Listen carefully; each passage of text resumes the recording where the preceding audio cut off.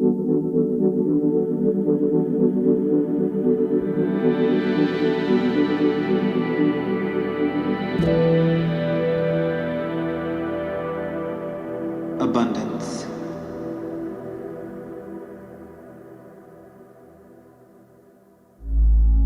This episode of the Abundant Zine podcast is brought to you by Our Legacy. Is one thing better than another? Is one thing better than another? Is one thing better than another? Is one thing better than another? Visit ourlegacy.com and follow @OurLegacy to learn more.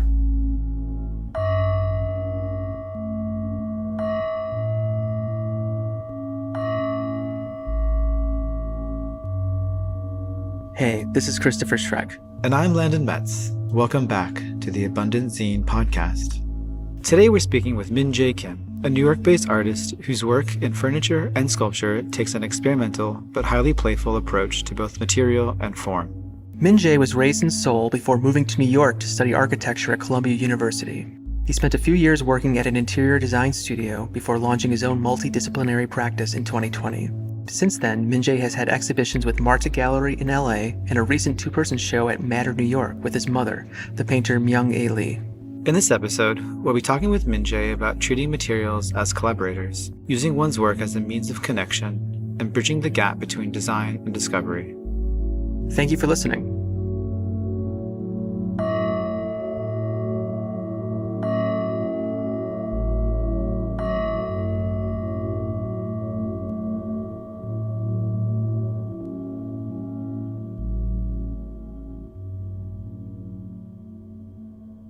So I know you and Landon have been friends for a while, but I actually haven't heard the story of how you two met. That might be a fun place to start. I guess this is when I was working back at Studio Giancarlo Ballet on Canal Street. And I think it was during pandemic, we just kept hearing about Landon moving into the unit next door. And then there was like a fire escape that I would go out to every once in a while. And I would just kind of keep bumping into Landon. Yeah, we would start chatting. He would have me over sometimes to kind of show me the new stuff that he had in, like plants or furniture or new work. Yeah, I mean, when I moved to the studio, there's like a door that faces like, I guess Cortlandt Alley. It's like this little street behind Canal. And I just leave it open for extra light, but it's also like a very kind of charming, like NYC downtown view. And you were always out on the fire escape chilling. Mm-hmm. We started hanging out on the fire escape. And I was like, this is amazing. Like having a studio on Canal Street, you just walk out your door and make friends, and it's the best. I didn't realize that was actually going to be kind of an anomaly. Yeah. I mean, yeah, it was just like a nice escape for me too, right? I think I would just kind of go out there whenever I wanted to escape the office for a bit. And that's when I was kind of starting to, I think, gearing up to leaving the office and starting my own practice. So it was actually really nice to talk to Landon and just kind of get a glimpse. I think like our conversation kind of progressed towards that. And then eventually I wasn't there anymore. Yeah, it was a transitional moment for you, but you had a lot of good energy. I could feel it. I felt it happening. Thank you. And what was that like? Like, how long were you working with Giancarlo, and what was it like deciding to transition out of that space and having a job and doing your own thing? Right. I was there for total 3 years, maybe a little less. And basically, because I was on student visa at the time, I was under this thing called OPT, optional practical training, which allows you to work within like the field of your study for up to 3 years, depending on your degree. So I worked pretty much that entire course with him, which was really great. You know, like I did architecture in grad school, and then I wasn't sure what I was going to do after. And working with Giancarlo was kind of the perfect balance of working with architecture, but also across all scale and down to like every detail. In school, I never had the chance to work in that detail. So that was really great. And then the transition out happened pretty smoothly because there was that election that gave me a lot of thoughts about like whether I wanted to stay here as an immigrant or not. And that's kind of how the initial conversation of leaving the office happened, you know, because I was basically telling him that if Trump was reelected, it's pretty likely that I would not stay in the US. And he agreed. And then the next few months, that discussion turned into like, actually, Giancarlo, my practice is growing. I think I have a chance to get my own artist visa, and I'm just going to run with that. So yeah, it's always like tricky when immigration is involved in, like getting or leaving job. But in this case, I think it made it a little bit easier because that was a bigger force. So there was no room for drama in terms of, different things that we wanted from each other after the 3 years of working together. And, Giancarlo practiced architecture for about a decade before he went into furniture design. So was he providing you insights, whether explicitly or by example, that wound up informing the practice that you established?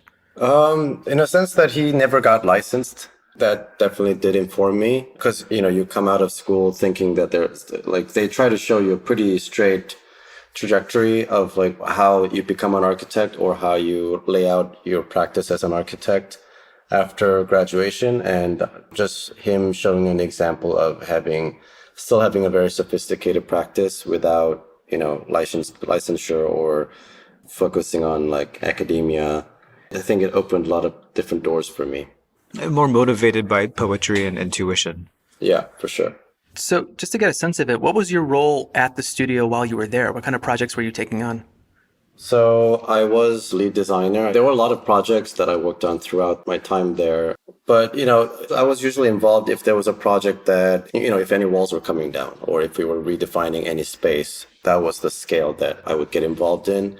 If we're doing more, like millwork or surface changes, I didn't work on that as much. And then I didn't get to do it as much, but I also worked on a lot of, like furniture. Sometimes I would do fabrication. Sometimes I'd be on the roof in our building and making some custom pieces, which was always fun. I remember that setup. It was cool. You guys had electric cords like going through the windows up the front of the building onto the roof. Yeah, we had to get an extension cord and then throw it out the window, and then the other person would have to catch it from the roof. At what point did you kind of transition from working like, let's say, more like conceptually or like building plans to working more materially and hands-on? I think I was always drawn to the material practice and building or working with my hands. I feel like that's was always there, even in undergrad when I was doing architecture undergrad, and I did painting at the time. So there was always that kind of like tactility and really deep interest in material.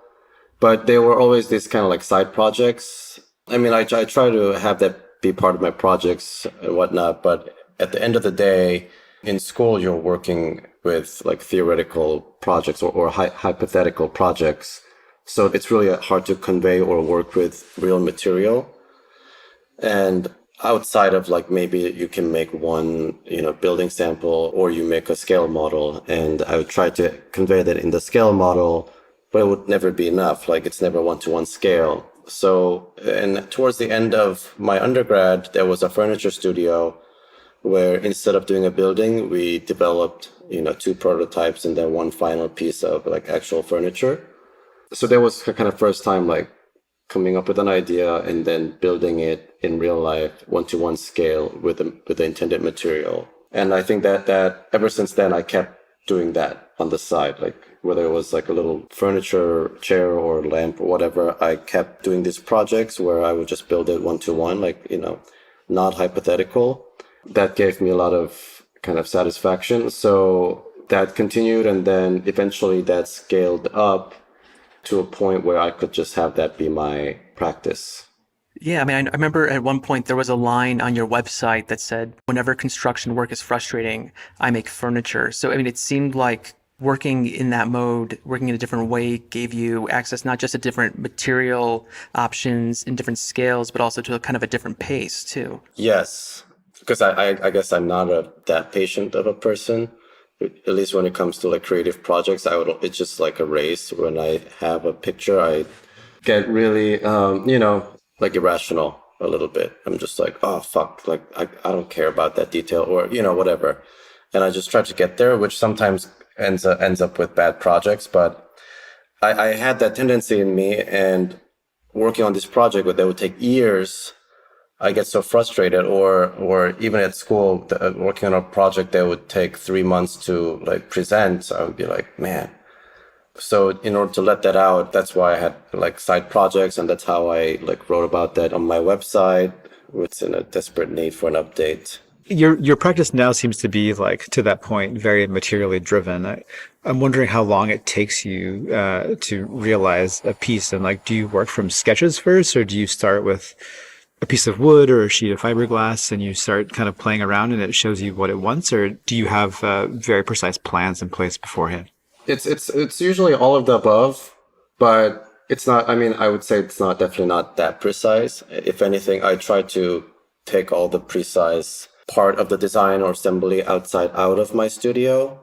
My studio is not set up as a conventional woodworking or fabrication shop. It's really just a like 400 square foot room with a small outdoor area where we can do all the carving and sanding. So, for example, if I'm working on a chair, I could make a chair like in less than a day because I now work with different woodworkers to do the assembly for me.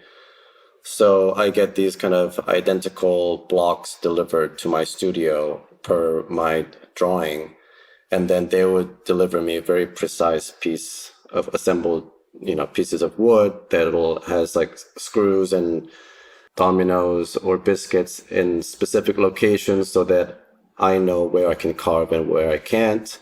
So I'm aware of where the precision needs to happen, but I'm not really kind of dealing with that too much if possible.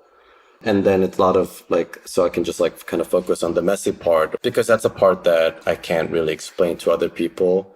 That's a part that I feel like I need the most control. If it's a precision that I need, I can usually outsource that and have much more skilled or talented people work on that, And I feel like also in any creative pursuit, it seems like the element of surprise is vital to sustaining and progressing in one's practice. And I feel like in your case, I'm especially interested in how new ideas and unforeseen results might be tied directly to the materials that you've chosen to work with. So for example, if we divide your work into woodwork and fiberglass work, I'd be curious to know what each material offers you as a designer and how each one lends itself to kind of distinct ideas or particular kinds of projects. I guess arriving at that kind of palette was just what was kind of available to me in a sense. I think that was the biggest thing, and now I'm still kind of riding that wave. I mean, wood, I was familiar with it from school. It's pretty easy to work with, or it's kind of universal. And then fiberglass, I started working with it because I had started one chair in grad school in fiberglass, had a really difficult time, and then but I liked some effect of it. But mostly I liked it because I could create a really sturdy form with relatively almost no setting, right? Because it comes in fabric. As long as I have some kind of like scaffolding or a surface for it to rest on, I could kind of capture that form. And it's horrible. It's not a cool thing to do, but I could like do it at home or on the rooftop, as opposed to if I had to work with a metal to achieve the same form in the thickness would have been impossible with the tools or environment that I had available. And then that kind of same thing continued. Like when I had a basement studio in Ridgewood, I just kind of kept developing it because I think in those two material, they behave so differently. Like, wood is, very solid and it's like a mass that I work with. And then fiberglass being this plain, very thin, but rigid.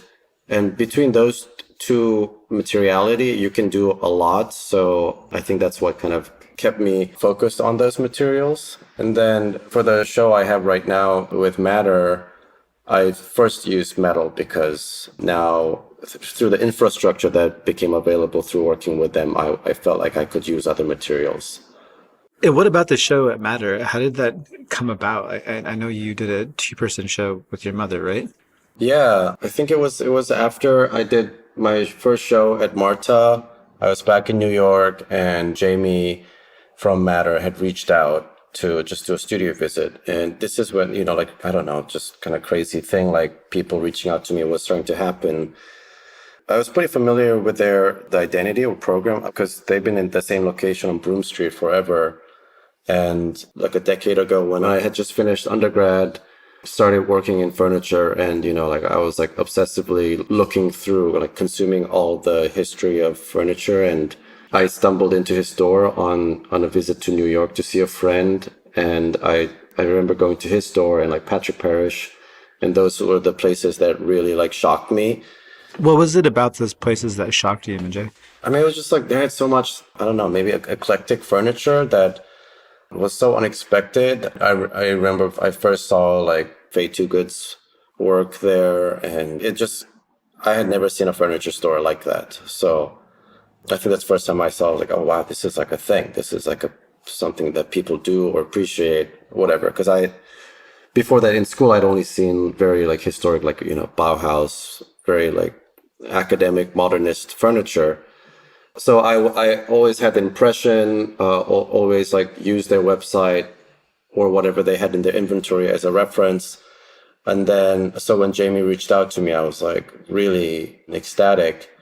And around the same time, I had some paintings that my mom had sent me just to have around me. And Jamie saw one of my mom's paintings, which is actually in the show right now.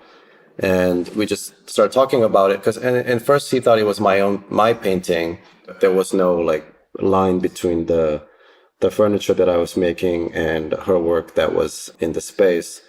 So we just kind of started talking about the idea of having a show with the work from us two, like me and my mom. I'd be curious to hear about which painting it was that made Jamie think that, because it does seem like your mom works in a few different modes. There's the abstract compositions on the asymmetrical canvases, but there are also pieces like the mountain painting where she's dealing with conventional framing and is flirting with depiction. Can you describe which painting Jamie thought was yours? Yeah, it's a black painting that is kind of looks like a big fat sock that's hanging on the curtains. It's one of the kind of earlier shaped canvas work that she made with these like inked paper. It just has a very, I don't know, just great texture, great composition. Yeah, it's one of my favorite work that she made when I was like in junior high. And when I had initially proposed to my mom about sending some work and maybe doing something in New York, I was like, that painting, you have to send me that painting.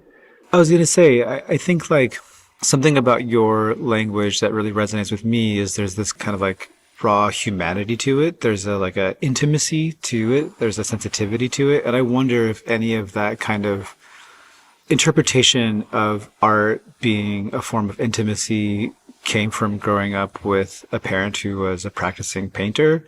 I'm sure subconsciously her aesthetic and her language did inform you to some degree, but is any of that intentional or anything that you're conscious of or aware of?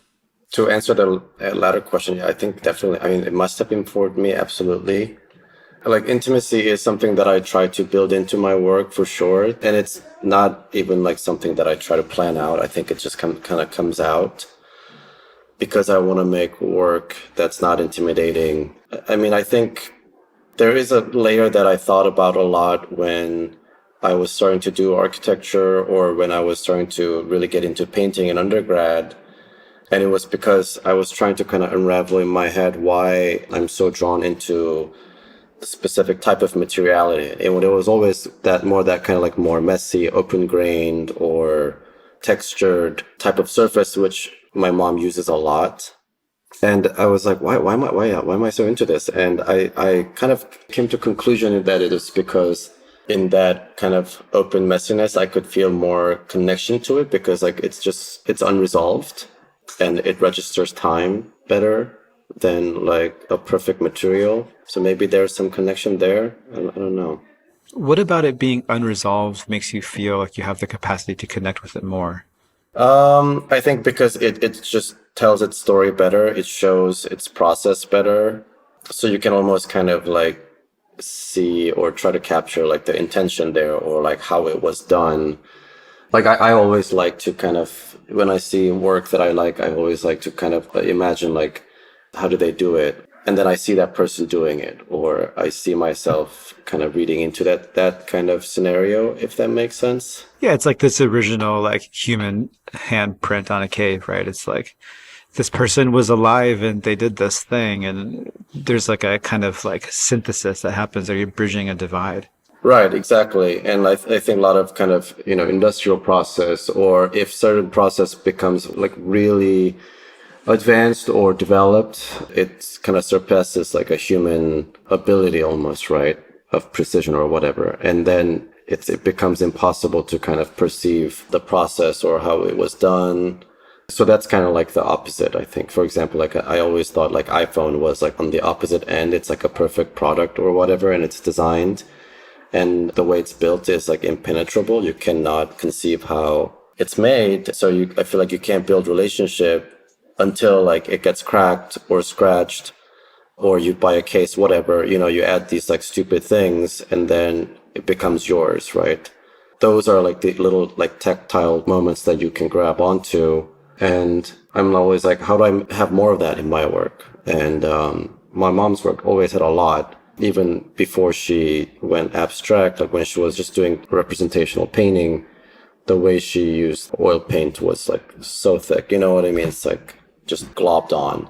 It's interesting because it seems like the Matter show gave you the opportunity to explore the dialogue between your work and hers more deeply or maybe more openly than you had in the past. But you have been actually pairing your work with hers for a while now. I know you included it in the 2021 show at MARTA, and you've often also added her paintings to the background scenery for photo shoots. So it does seem like you'd already drawn a connection, or maybe were interested in suggesting a connection between the two bodies of work even before this show. But it seems much more blatant here, where you're actually producing certain pieces in direct response to the work. I think an obvious example of that would be the shaped canvas chair, where you recreated one of her pieces and used it as a chair back. I mean, so it might be interesting to hear about how producing this show gave you an opportunity to kind of branch out and explore some new territory, whether it's in terms of color, in terms of material, or whatever else. When Jamie and I started talking about doing this show together with my mom, or when I started talking about it with my mom, I was very excited for many different reasons. And the personal reason was because I can have her in my world, or just expand the world that she's already in, or in a way bring her to the audience that she always deserved. Because I always admired her work, but felt like more people should see it or whatever, and that's why I started having my work in my environment. It's like not that cheap to like ship work, like painting, just for no reason. But we did it because when I started making my own work, I thought I should have her work around me. And then, of course, once I had him around, I was like, wow, they just work so well together with sort of the world that I'm interested in creating. Maybe we should really show them together. So that's kind of like how that developed. And then from just my point of view, when I'm making work in my studio or what material I use, I thought like working off her aesthetic or visual language, or just having my work be in this particular context will allow me to expand more, because it's specific context that will allow me to not focus so much on design and practicality. I guess when I first showed work at MARTA, I still felt like it had to be like design objects.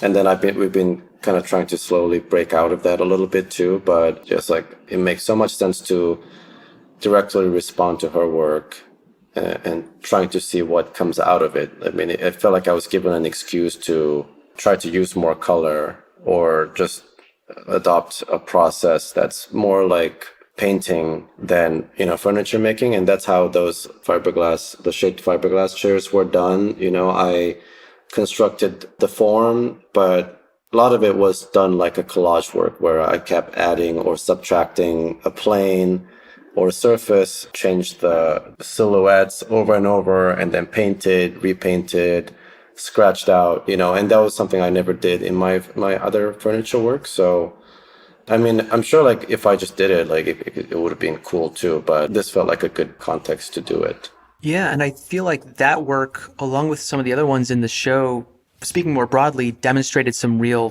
growth in your practice, even since the show last year at MARTA. It does seem like you've progressed in terms of both design and production, and I feel like one piece that really speaks to that is the armoire, which you've described as being maybe the most ambitious piece that you've made to date. Can you maybe talk about your process there and what made that work stand out? Yeah, it was a very intense thing to build. I mean, mostly because of the size, and it's similar to like the metal chairs or just using metal in general, because there's a little aluminum part that goes into the armoire. It's the second layer of the doors, which was something I felt like I couldn't touch before. And this was definitely the piece where I was like, how much can I take advantage of like connections or infrastructure that I have now, which I can build into the work, or like, yeah, mostly relationships. So I've been working with Zach and Fox, using some of their fabric for some upholstered chairs. I had worked with Atelier Jouve on some upholstery pieces. And at some point, those connections and little conversations we've had previously about working together or doing something, or like seeing what they have done in the past, all clicked into place when I started designing this armoire. I knew that I wanted to make a kind of a big closet armoire cabinet piece, but didn't really know what it was. And then once I kind of thought about like, oh, I could probably use this like moire fabric from Zach and Fox. Like that would be amazing. How do I do it? So I spoke to Zach, and then he told me that I should upholster it, work with Atelier Jouve. And I was like, I had worked with them before. They're amazing. So I went to them, talked about this project, and then they advised me to work on specific type of assembly. And that's how like the whole shell came together. And then the inside of the cabinet was just like slapped together a few different ideas I had before. And then like the metal part, Mattermade team delivered that. So all of these pieces just showed up at my door, and I had to put it together with my assistants. And this is like 8 foot tall, and I didn't even think about it because prior to assembling, I was like, well, plywood's 8 foot long. Like we'll just make an 8 foot tall armoire. And we put it together, and it was huge, so big, and it was kind of scary. And I think until the fabrics went up, I was like, I've made a terrible mistake. This is way too big. This is insane. And there was like a point where we put the doors on, and 3 of us were tilting it up to stand it up. And, I was like pushing it up, and the moment it went over like 60, 70 degrees and started to stand up, it lifted me up off the ground. And I was just like hanging off the top edge of the armoire, like just kind of balanced. And it was like really scary, but also like such a cool moment because it had overcome me or something. I was like, wow, this is insane. It was just a lot to get it out there. But yeah, it was extremely satisfying and exciting. Definitely the biggest takeaway was just being able to work with all these other people, which I could never done before. Yeah. Is that something you'd want to do more of in the future? Yeah, absolutely. I mean, I think that's how one's practice grows. It's your own capacity too, but it's not just your ability. It's what you're able to start doing with other people that keeps informing yourself. So yeah, absolutely. I feel like there's this kind of recurring theme about like collaboration, whether it's with your mother or the materials themselves or with the team that you have working in your studio. What do you feel is your sort of role in this sort of ecosystem that you're creating as it grows over time? I think that there was like a moment because, in the beginning when I was making work in the basement of my previous apartment or in the backyard, and I didn't have any resource, I absolutely had to rely everything on myself and do everything on my own, which definitely had its perks, but I felt like there's only so much I can do as like a single-bodied person, especially when it comes to like building things. So I think that there came a moment where I'm like, how can I do more? Always when I'm hearing about a creative practice, it always sounded like it was just like one person, but kind of being in the field, having my own practice, it was like slow realization of how unrealistic that is sometimes. I mean, there are definitely practice that allows that, but that wasn't like the case for me. I would probably just like break myself if I try to do everything. And that's just in the parameter of my own shop. And then once I start working with other creatives or builders, you can do so much more. And that is actually the kind of foundation of like architectural project, right? The office is such a small portion of the project. And working with Giancarlo was a good kind of indicator of that too, because we worked with so many artisans and so many craftspeople to realize a project. And at the end of the day, the final product or final project we delivered was so heavily informed by these people that we worked with, because we would only start to a certain direction and then we're really responding to what is possible in that scenario. We find a scenario, try to go that way. And then when you kind of look back, you realize what a crazy kind of path you had to go through to realize that project. And it is completely out of your control as a designer, quote unquote. Absolutely. I mean, and I think it raises this kind of larger question as to how you see your practice growing over time. Like, could you see things potentially going full circle in terms of reintegrating elements of an architectural practice and scaling up to more spatial concerns?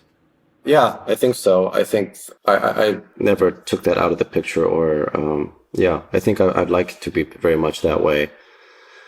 And even when I was leaving Giancarlo's office and kind of like leaving that scale of practice, like architectural practice, I kind of felt like this was almost like an expedited way for me to have a more interesting architectural practice than pursuing and staying at a design office.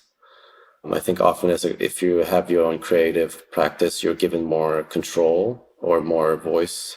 And that's really hard to earn as a young designer in the field. So I'm kind of hoping that working at this scale will eventually bring me back there.